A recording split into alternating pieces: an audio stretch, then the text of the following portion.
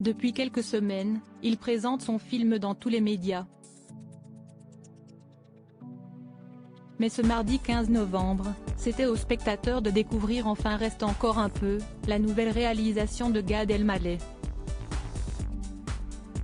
Inspirée de sa propre vie, celle-ci présente les nombreuses questions qu'il s'est posées sur la religion et sur une éventuelle conversion au christianisme.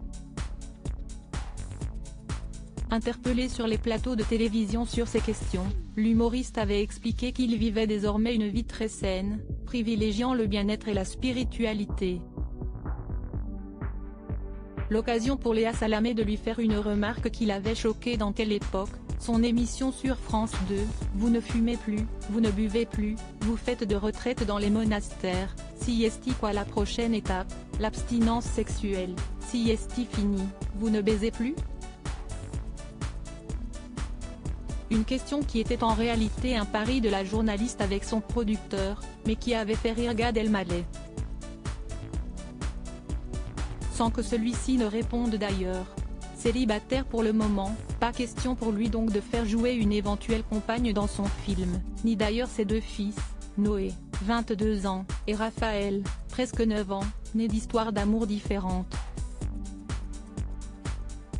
En revanche, ses parents, David et Régine, ainsi que sa sœur Judith tiennent leur propre rôle et étaient donc présents à l'avant-première ce mardi soir. Des invités pour sa quête d'identité présents dans son habituelle tenue noire, l'humoriste était en effet entouré d'une partie de sa famille.